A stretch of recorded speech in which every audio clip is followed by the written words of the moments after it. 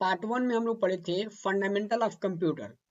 ठीक है, fundamental of computer में ही कुछ चीजें बाकी लगा था, उसको आज हम लोग कंप्लीट करेंगे। ठीक है, नीचे हम लोग पढ़े थे पहले कंप्यूटर की जो भाषा होती है वो कैसे बना, ये किस भाषा से बना।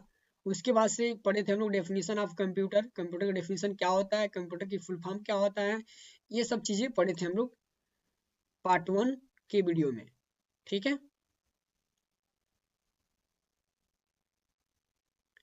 ये सब चीजें ठीक है। अब नीचे आते हैं तो ये भी पढ़े थे हम लोग कि कंप्यूटर कितने चीजों से मिलकर बनता है। तो 4 चीजों से मिलकर बनता है, ये बताए थे कल नेक्स्ट वीडियो में। अब उसके बाद से आता है कि कंप्यूटर जब बन जाता है तो एक कैसे चलता है, कितने चीजों की आवश्यकता पड़ती है चलाने के लिए। तो बताए थे 3 चीजों के लिए, पहला यूजर, दूसरा सॉफ्टवेयर और तीसरा हार्डवेयर। उसके बाद से हम ये भी बताए थे कि कंप्यूटर जब बन भी जाता है और चलने लगता है तो ये कैसे काम करता है। तो हम बताए थे कि 3 रूप में काम करता है, पहले इनपुट, फिर प्रोसेसिंग, फिर आउटपुट। ठीक है, तो हम लोग पढ़ रहे थे क्या, मेनली इनपुट के रूप में ही पढ़ रहे थे। इनपुट की व्हाट इज इनपुट ये भी पढ़े थे हम लोग, इनपुट का डेफिनेशन भी जाने थे कि इनपुट क्या है। ठीक है, उसके नीचे आता है टाइप ऑफ डाटा, ये कितने तरीकों से हमसे डाटा ले सकता है इनपुट, ये जाने थे हम लोग पिछले क्लास में। उसके बाद से ये जान लेते हैं, यहाँ तक तो हम लोग पढ़ लिए थे। आज हम लोग को ये जानना है कि जो इनपुट होता है वो हमसे डाटा कितने रूप में ले सकता है। तो यहाँ देखिए जो इनपुट लिखा गया है, यहाँ पे एक मिसिंग हुआ है, यहाँ पे डाटा भी रहेगा, इनपुट डाटा। ठीक है, इनपुट डाटा ये कितने चीजों से हमसे ले सकता है, कैसे ले सकता है, किस किस माध्यम से हमसे इनपुट के रूप में डेटा को ले सकता है। तो पहला टेक्स्ट के रूप में ले सकता है, और दूसरा पिक्चर के रूप में ले सकता है, और तीसरा ऑडियो के रूप में ले सकता है, और चौथा वीडियो के रूप में ले सकता है। अब ये चारों चीज हम लोग जानेंगे कैसे कैसे लेता है। अगर ये 4 चीज को छोड़ के अगर आपको भी कुछ पता हो कि नहीं इस माध्यम से नहीं लेता है, किसी और माध्यम से भी लेता है, तो हमें कमेंट में जरूर बताएंगे। ठीक है, अब हम लोग पढ़ेंगे कीबोर्ड, यानी कुंजी पटल पढ़ेंगे, कीबोर्ड के बारे में पढ़ेंगे। ठीक है, पहला यहाँ दिया था कीबोर्ड, फिर माउस, फिर जॉयस्टिक, स्कैनर, इसके बारे में एक एक करके हम लोग पढ़ेंगे। तो पहले कीबोर्ड के बारे में पढ़ लेते हैं। नीचे दे रखा है कीबोर्ड सबसे महत्वपूर्ण इनपुट उपकरण होता है। इसका प्रयोग अल्फान्यूमेरिक डेटा जैसे अक्षर और संख्या और चीजें को इनपुट करने के लिए किया जाता है। इस पर बटन होते हैं जिन्हें की कहा जाता है। की को दबाकर ही इसके टेक्स्ट इनपुट किया जाता है। कहने का मतलब क्या है कि जो कीबोर्ड है वो इनपुट एक उपकरण है, और यह एक टेक्स्ट लिखकर हम क्या करते हैं उसमें पेस्ट करते हैं और लैपटॉप या कंप्यूटर को बताते हैं ये चीजें आए। ठीक है, और फिर नीचे दे रहा है कि कीबोर्ड में 108 या 100, यहाँ भी गलती हुआ है, एक 4 रहेगा यहाँ पे, 104 और 108 दो रूप में होता है। कोई कीबोर्ड 108 होता है और कोई कीबोर्ड 104 होता है, मेनली दो ही चीजें होते हैं। ठीक है, तो याद रखिएगा कीबोर्ड में कुल कितने बटन होते हैं, तो 104 या फिर 108 दो चीजें होते हैं। ठीक है, यहाँ बता रहा है many sorry how many type of key are there in a keyboard. जो कीबोर्ड होते हैं वो कीबोर्ड में कितने प्रकार के बटन होते हैं, अब ये जानना है। जैसे ये हमारा कीबोर्ड है, इसमें कितने प्रकार के बटन है। ठीक है, तो नीचे दिया है पहला फंक्शन की, दूसरा सिंबल की, और तीसरा एरो की, और चौथा अल्फाबेटिक की, और पांचवा न्यूमेरिक की, और छठवा स्पेशल की। ठीक है, तो हम लोग पहले ये जानते हैं कि फंक्शन की किसको कहते हैं। ठीक है, नीचे आइए, तो नीचे देख लीजिए, यहाँ पे दे रखा है कि फंक्शन की ये होते हैं, ये जो सर्कल बनाया गया ये वाला, इसको बोलते हैं हम लोग फंक्शन की। और जो इसके ठीक नीचे दे रहा है इसको बोलते हैं हम लोग सिंबल की, ये चीजें। ठीक है, और ये जो ये से लेके जेड तक जो लेटर लिखे गए हैं इसको बोलते हैं हम लोग अल्फाबेटिक की। और ये एरो वाला जो आइकन दिख रहा है इसको हम लोग बोलते हैं एरो की। और जो साइड में जो दिख रहा है इसको बोलते हैं हम लोग न्यूमेरिक की। ठीक है, अब उसके बाद आती है कि फंक्शन की क्या है। और इसमें जानेंगे कि F1 किस काम में आता है, F2 किस काम में आता है, F3 किस काम में आता है। यानी F1 से लेके F12 तक बटन जो होते हैं, जो की होते हैं, ये किस किस काम में आते हैं। F1 किस काम में आता है, F2 किस काम में आता है, ये सब चीजें जानेंगे। तो नीचे आइए, यहाँ देखते हैं फंक्शन की। यहाँ दे रखा है कि फंक्शन की, तो यहाँ बता रहा है कि F1 जो बटन होता है, कह रहा है F1 किसी सॉफ्टवेयर का help and support centre open करने के लिए किया जाता है। ठीक है, किस लिए किया जाता है, यानी मदद लेने के लिए, हेल्प करने के लिए, हेल्प करने के लिए नहीं, हेल्प लेने के लिए। ठीक है, F1 का प्रयोग करते हैं। दूसरे नंबर पे दे रहा है F2, इसमें कह रहा है किसी फोल्डर को रीनेम या नया नाम देने के लिए किया जाता है और बायो ओपन करने के लिए भी किया जाता है। जैसे हमारे पास कोई फाइल है, इसको देखिए यहाँ पे, जैसे ये फाइल है हमारे पास, ये चीजें, अगर इसको हम इसका नाम चेंज करना चाहते हैं तो यहाँ पे पॉइंटर लेके जाएंगे और यहाँ पे होल्ड करके छोड़ देंगे। ठीक है, और उसके बाद से कीबोर्ड का F2 बटन जैसे प्रेस करेंगे तो रीनेम का आइकन दिखाई देगा। ठीक है, जैसे देखिए काम कर रहा है ना, जैसे हम F2 बटन क्लिक किए तो रीनेम का ऑप्शन आ गया, जो भी हम नाम देना चाहते हैं दे सकते हैं। आ रहा समझ में। अब देखिए इसके बाद से क्या दे रखा था इसमें, इसमें ये दे रहा है अब F3 की, कह रहा है कि शिफ्ट के साथ F3 दबाने पे विंडो एक्सप्लोरर में किसी फाइल या फोल्डर के सर्च करने के लिए MS वर्ड में शिफ्ट F3 का प्रयोग केस चेंज करने के लिए किया जाता है। अब यहाँ पे देखिए शिफ्ट के साथ F3 जब बटन क्लिक करेंगे तो ये MS वर्ड में, जो MS वर्ड होता है उसमें ये काम करता है, शिफ्ट के साथ F3 अकेले काम नहीं करता है। तो यहाँ पे देखिए MS वर्ड जब ओपन कर लेते हैं, यहाँ पे हमारा MS वर्ड है ये, इसमें इसमें बता क्या रहा था, कह रहा इसमें पहले विंडो विंडोज एक्सप्लोरर में किसी फाइल या फोल्डर के सर्च करने के लिए MS वर्ड में शिफ्ट के साथ F3 का प्रयोग केस चेंज करने के लिए किया जाता है। केस का मतलब कि किस केस में रहेगा, कैपिटल केस में रहेगा कि स्मॉल केस में रहेगा कि सेंटेंस केस में रहेगा, ये सब चीजें में बताया जाता है। ठीक है, ये सब चीज चेंज करने के लिए करता है ये कंप्यूटर। तो अगर हम उसको सेलेक्ट करें और सेलेक्ट करके शिफ्ट के साथ F3 बटन जैसे क्लिक करें तो चेंज करेगा केस। केस कितने होते हैं, मेनली 3 होते हैं, अपर केस, लोअर केस और सेंटेंस केस। अपर केस में ये होता है कि कैपिटल लेटर लिखेगा, और लोअर केस में स्मॉल लेटर में लिखेगा, और सेंटेंस केस में सेंटेंस के रूप में लिखेगा। ठीक है, सेंटेंस के रूप में क्या है कि सबसे पहला लेटर क्या होगा, बड़ा होगा, और टोटल के टोटल क्या होंगे, स्मॉल लेटर होंगे। क्लियर, जैसे देख लीजिए MS वर्ड में आ गए। अब इसको हम करते हैं सेलेक्ट हो गए। अब हम शिफ्ट के साथ F3 बटन क्लिक करते हैं। तो पहले क्या किया कि ये लोअर केस में कर दिया, और फिर क्लिक करते हैं तो देखिए अभी किस केस में किया, अभी अपर केस में कर दिया, और फिर शिफ्ट के साथ F3 बटन क्लिक करते हैं तो देखिए ये काम कर रहा है ना, 3 चीजें दिखा रहा है, दिख रहा है। पहला ये सेंटेंस केस हो गया, पहला कैपिटल है, टोटल का टोटल स्मॉल है, दिख रहा है। फिर क्लिक करते हैं, देखिए टोटल कैपिटल है, फिर क्लिक करते हैं तो देखिए टोटल स्मॉल है। तीनों केस चेंज हो रहे हैं ना। अब देखिए यहाँ पे अब क्या दे रहा है, वही चीज यहाँ पे लिखा है, अपर केस यानी कैपिटल लेटर, लोअर केस यानी स्मॉल लेटर, सेंटेंस केस मतलब first capital and small letter, यानी फर्स्ट वाला कैपिटल होगा और टोटल स्मॉल लेटर होगा। और फिर F4 बता रहा है, F4 जो की होते हैं वो क्या काम करते हैं, कह रहा है आल्ट के साथ F4 और आल्ट के साथ F4, सॉरी, आल्ट के साथ F4 और कंट्रोल के साथ F4, यहाँ पे आल्ट के साथ F4 और कंट्रोल के साथ F4, ये किस काम में आते हैं, F4। तो अकेले F4 काम नहीं करता है, काम करेगा तो किसी न किसी की के साथ ही काम करेगा। तो जैसे यहाँ पे क्या लिया है, आल्ट लिया है, और यहाँ पे कंट्रोल की लिया है। तो आल्ट के साथ जब F4 बटन क्लिक करेंगे तो क्या काम करेगा, तो यहाँ पे दे रहा है आल्ट के साथ F4 का, बता रहा है कि आल्ट के साथ F4 का प्रयोग एक एक सभी एक्टिव प्रोग्राम को क्लोज करने के लिए और अंत में डेस्कटॉप को बंद करने के लिए किया जाता है।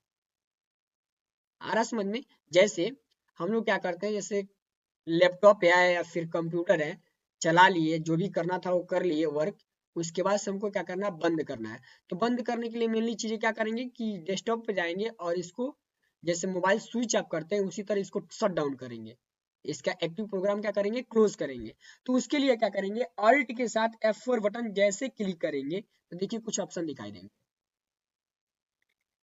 ऑल्ट के साथ F4। अभी तो फिलहाल में चल रहा है इसलिए नहीं दिखा रहा है, ठीक है। अब इसके बाद से देखिए यहाँ बता रहा है, नीचे क्या बता रहा है कि कंट्रोल के साथ F4 बटन दबाने पे ब्राउजर में करंट ब्राउजर टैब बंद करने के लिए किया जाता है। जैसे हम एक ब्राउजर को ओपन कर लेते हैं, ये ब्राउजर ओपन हुआ। अब यहाँ पे देखिए कंट्रोल के साथ बता रहा था ना, यहाँ पे दो चीजें सर्च कर लिए, कंट्रोल के साथ F4 क्लिक करते हैं, पहला बंद हुआ, दूसरा भी बंद हो गया। देखिए जैसे यहाँ पे थोड़ा सा ज्यादा ही खोल लेते हैं, एक खोल लिए, एक और खोल लिए टैब, और एक और टैब खोल लिए, एक दो तीन चार, चार टैब खोल लिए ना। अब हम चाहते हैं कि एक एक को डिलीट करना, तो यहाँ से भी कट का ऑप्शन दिखाई दे रहा है, यहाँ से भी डिलीट कर सकते हैं, हटा सकते हैं। और चाहे तो कंट्रोल के साथ F4 क्लिक करेंगे तो अपने आप हटते जाएगा, जितने बार क्लिक करेंगे उतनी बार हटेगा। क्लियर? वो एफ आल्ट के साथ F4 इसलिए काम नहीं कर रहा है क्योंकि इससे हम पढ़ा रहे हैं, स्क्रीन वीडियो हो रहा है, इसलिए काम नहीं कर रहा है, ठीक है। आप लोग अपने लैपटॉप या प्रोग्राम में देख लीजिएगा, आल्ट के साथ F4 जब क्लिक करेंगे तो शट डाउन का ऑप्शन आएगा, ठीक है। एक बार और देख लेते हैं काम करता है कि नहीं करता है। देखिए ये आ गया, दिख रहा है ना, आल्ट के साथ F4 जब बटन क्लिक किए हैं तो क्या आ रहा है, window 10, what do you want the computer to do, switch user without closing app, ये शट डाउन की ऑप्शन आ रहा है। क्लियर? हम तो अभी शट डाउन नहीं करेंगे, इसको कैंसिल करते हैं। हम लोग पहले चलते हैं फिर से अपने पेज में। अब यहाँ बता रहा है क्या, नीचे F5 में, F4 तो क्लियर हो गया कि ये दो चीजें में काम करता है। अब F5 देख लेते हैं। F5 में बता रहा है कि F5 की ओनली F5 की, यानी केवल केवल F5 ही काम करता है, इसके साथ कोई बटन काम नहीं करता है, ठीक है। Current window folder web page content को रिफ्रेश करने के लिए किया जाता है MS वर्ड में फाइंड्स या रिप्लेस MS पावर पॉइंट में स्लाइड शो स्टार्ट करने के लिए किया जाता है। अब इसमें दो तीन चीजें आ गया, पहला क्या आ गया कि करंट विंडो को, यानी वेब पेज को, कंटेंट को रिफ्रेश करता है। तो पहले रिफ्रेश समझ लेते हैं, जैसे माउस का बटन हम लोग क्लिक करके ऐसे राइट क्लिक किए फिर रिफ्रेश किए, ऐसे करके रिफ्रेश करते हैं ना। तो हम अगर चाहे रिफ्रेश करना बिना माउस के माध्यम से, तो हम F5 बटन जैसे क्लिक करेंगे तो रिफ्रेश होगा। देखिए F5 जैसे बटन क्लिक कर रहे हैं तो रिफ्रेश हो रहा है, वही चीजें माउस से हो रहा है, जो चीजें माउस से हो रहा है वही चीजें यहाँ कीबोर्ड से भी हो रहा है। बात आ रहा समझ में? अब देखिए यहाँ पे, अब नीचे क्या दे रखा है, यहाँ पे F5 में कह रहा है MS वर्ड में फाइंड रिप्लेस किया जाता है। फाइंड रिप्लेस का मतलब कोई आपको वर्ड ढूंढना है MS वर्ड में, तो आसानी से वहां ढूंढ सकते हैं। जैसे देख लीजिए यहाँ पे MS वर्ड को खोलते हैं, ये हमारा MS वर्ड ओपन हो गया। अब इसमें हम चले जाते हैं इसमें। अब इसमें को ढूंढना क्या है, कोई वर्ड ढूंढना है, जैसे यहाँ पे लिखा है क्या, द लिखा है, हम इसको ढूंढना चाहते हैं, तो क्या क्लिक करेंगे, F5 F5 क्लिक कर दिए। यहाँ पे दे रहा है फाइंड रिप्लेस गो टू, दे रहा है ना। तो यहाँ से देखिए रिप्लेस पे क्लिक करते हैं और यहाँ पे हमें क्या ढूंढना है, द ढूंढना है, हो गया।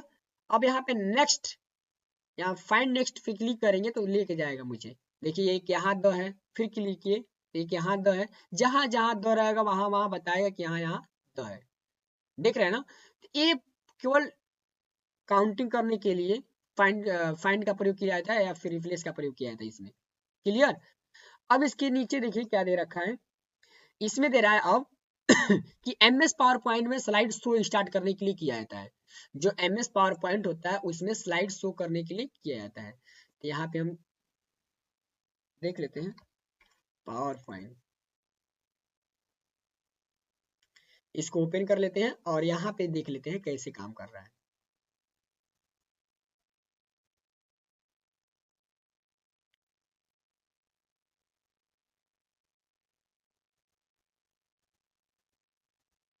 जैसे ये चीजें आ गया। अब इसको अगर स्लाइड शो के माध्यम से देखना चाहते हैं, एक सेकेंड, थोड़ा सा ये चीजें, अब देखिए ये आ गया ना। अब इसको हम देखना चाहते हैं फुल स्क्रीन में, और जितना भी इसमें पावर पॉइंट में हम जो भी पोजीशन लगाए हैं, जो भी एनिमेशन लगाए हैं, वो दिख नहीं रहा है। तो इसको देखने के लिए हम F5 क्लिक करेंगे। F5 क्लिक हो गया ना। अब देखिए ये जो पावर पॉइंट के माध्यम से बनाया तो पूरा स्क्रीन खुल गया। अब इस पे जैसे F4 एप्पल पे क्लिक करेंगे, F फॉर एप्पल पे, तो देखिए एप्पल इधर से आएगा, इधर B फॉर में बॉल इधर से आएगा। आ रहा समझ में? तो ये पावर पॉइंट की मदद से होता है। क्लियर? अब देखिए यहाँ पे इसमें दे रखा क्या नीचे, ये तो क्लियर है कि स्लाइड शो स्टार्ट करने के लिए किया जाता है। अब F6 में दे रहा है कि ओनली 6, केवल 6 का बटन ही क्लिक करने पे कोई काम करता है। वेब ब्राउजर एड्रेस बार पर जाने के लिए, कुछ लैपटॉप में वॉल्यूम कम करने के लिए किया जाता है। ये बता रहा है कि F6 जो बटन होता है वो वेब ब्राउजर में एड्रेस बार पे जाने के लिए किया जाता है, और कुछ लैपटॉप में वॉल्यूम को ज्यादा और कम करने के लिए किया जाता है। तो जैसे देख लिए वेब ब्राउजर में, जैसे हम चले जाते हैं क्रोम में ही, और क्रोम में आने के बाद कुछ भी सर्च कर लेते हैं। जैसे यहाँ पे टाइप कर लिए, फिर एक और ले लिए और यहाँ पे टाइप कर दिए, ठीक है। अब जैसे F6 बटन क्लिक करते हैं तो देखिएगा लेके गया यहाँ पे, फिर क्लिक किए लेके आया। इसको डिलीट भी कर लेते हैं। अब देखिए F6 बटन क्लिक कर रहे हैं तो लेके आ रहा है, सर्च पे काम कर रहा है ना, एक एक करके। तो ये वेब ब्राउजर पे एड्रेस बार पे जाने के लिए, यही एड्रेस बार होता है, इसी पे ले जाने के लिए F6 का प्रयोग किया जाता है। अब दूसरा चीज दे रहा था इसमें कि लैपटॉप, यानी बहुत सारे ऐसे लैपटॉप होते हैं जिसमें वॉल्यूम को ज्यादा और कम करने के लिए प्रयोग किया जाता है, ठीक है।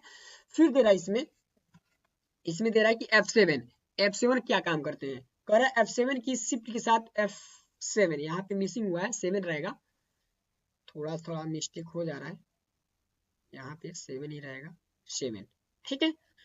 यहाँ पे शिफ्ट के साथ F7 बटन, यानी MS वर्ड में स्पेलिंग एंड ग्रामर चेक करने के लिए, कुछ लैपटॉप में वॉल्यूम बढ़ाने के लिए किया जाता है। इसमें क्या है, पहले वाले F6 में पढ़े हम लोग क्या, कम करने के लिए, और F7 में बता रहा है कि वॉल्यूम को ज्यादा करने के लिए, बढ़ाने के लिए किया जाता है।